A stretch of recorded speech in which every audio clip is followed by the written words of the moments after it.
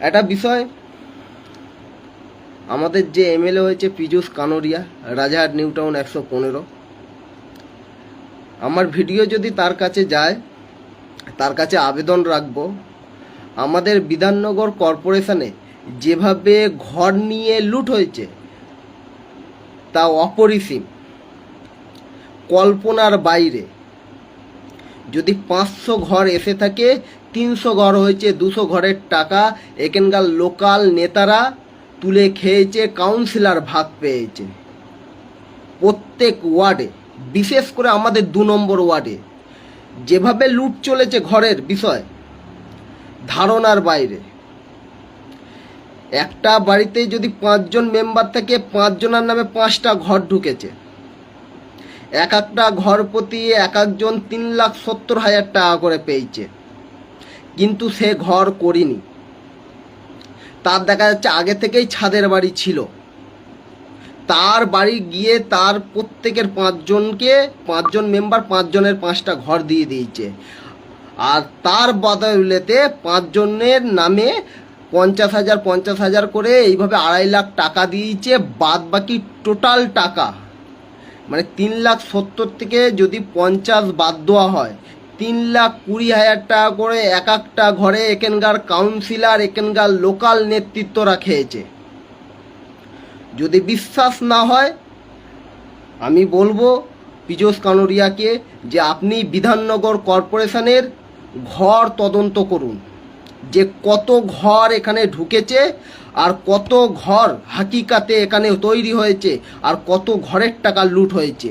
এরম কি আমাদের এই বিধাননগর কর্পোরেশনের 2 নম্বর ওয়ার্ডে, আমার পাড়ায়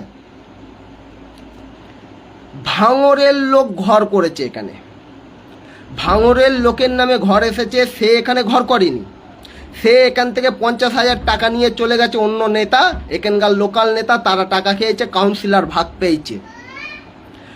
এরম কি ঘোলা সোদপুর পানিহাটি পৌরসভার লোক এখানে ঘর নিয়েছে, তার নামে এখানে ঘর আছে। আমি প্রুফ দেবো, আমার কাছে সেই প্রুফও আছে। এখানে ঘর পেয়েছে, সেই ঘরে সে 50,000 টাকা পেয়েছে, বাদ বাকি টাকা এখানকার লোকাল নেতৃত্ব যারা, তারা খেয়েছে, কাউন্সিলর খেয়েছে। শুধু এটা এখানে বলে না, আমাদের ওয়ার্ড বা আমাদের বিধাননগর কর্পোরেশনের ম্যাক্সিমাম, বিশেষ করে 1 থেকে 5 নম্বর ওয়ার্ডের মধ্যে এই জিনিসটা বেশি ঘটেছে।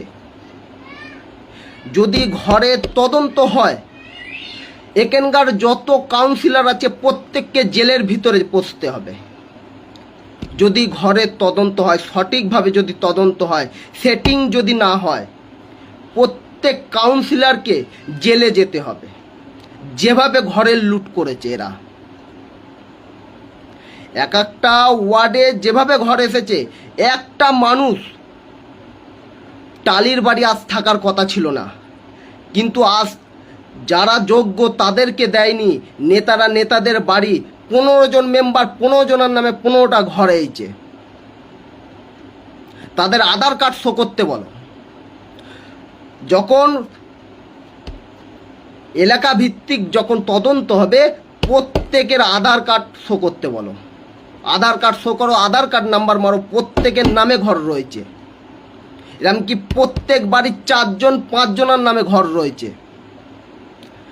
যারা বিরোধী একটু ছিল তাদেরকে দেয়নি, ঠিক আছে, আর না তো ওরা যেখানে যেখানে সেটিং করার সুযোগ পেয়েছে, প্রত্যেক বাড়ি গিয়ে ওরা সেটিং করেছে। প্রত্যেক বাড়ির থেকে ওরা এমনকি এমনও করেছে, একজনের নামে 2টো ঘর দিয়েছে। তারে বলেছে একটা ঘরের টাকা তুমি নিয়ে নাও, আর একটা ঘরের টাকা আমাদের দিয়ে দাও, আমি নেবো, আমার কাউন্সিলর নেবে। এরকমও হয়েছে, প্রচুর হয়েছে। তাই আমি চাই এই ঘরের বিষয় বিধাননগর কর্পোরেশনে সঠিকভাবে তদন্ত হোক। বিশেষ করে আমাদের এই 2 নম্বর ওয়ার্ডে যে হারে ঘরের লুট চলেছে, ধারণার বাইরে।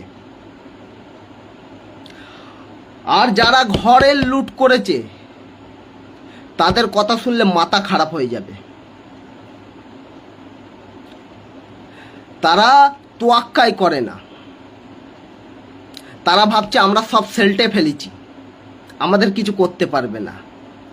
কিন্তু যখন আধার কার্ড ওয়াইজ প্রত্যেকের নাম ওয়াইজ যখন সার্চ হবে 2016 সাল থেকে আজ এই 2026, এই 10 বছরের মধ্যে কতটা ঘর ঢুকেছে এই এলাকায় এবং কতটা ঘর হয়েছে এই এলাকায়, তার পূর্ণ তদন্ত যদি হয়, এখানকার প্রত্যেকটা কাউন্সিলরকে জেলের মধ্যে থাকতে হবে।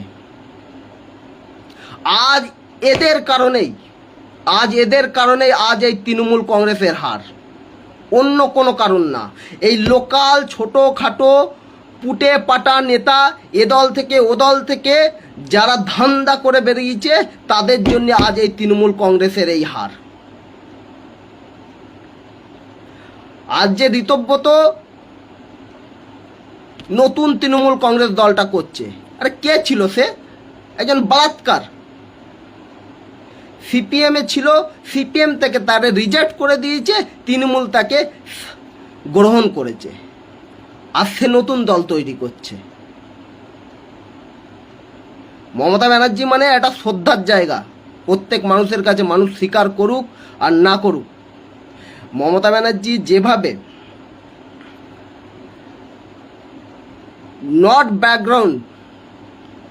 মমতা ব্যানার্জির ব্যাকগ্রাউন্ডে কোনো রকম পলিটিক্যাল ছোঁয়া ছিল না। সেই ফ্যামিলির থেকে উঠে এসে আজ প্রত্যেকটা মানুষের পাশে দাঁড়িয়ে যেভাবে মমতা ব্যানার্জির প্রচার প্রসার ঘটেছিল, আজ এই ছোট ছোট নেতারা, অঞ্চল ভিত্তিক ছোট ছোট নেতারা, ধান্দাবাজ নেতারা, সিপিএম থেকে এসেছে, বিজেপি থেকে এসে তারা ধান্দা করেছে। আজ এই ধান্দার কারণে আজ তৃণমূল কংগ্রেসের এই পরাজয়। মমতা ব্যানার্জির ভুল, যারে পেরেছে তারে দলে ঢুকিয়েছে। আর অভিষেক ব্যানার্জি ভাই নেতাদের কাছে পয়সা খেয়েছে, 2 কোটি দাও, 5 কোটি দাও, 10 কোটি দাও, এ হয়েছে। এই কারণে আজ তৃণমূল কংগ্রেস এই পরিস্থিতি হয়েছে।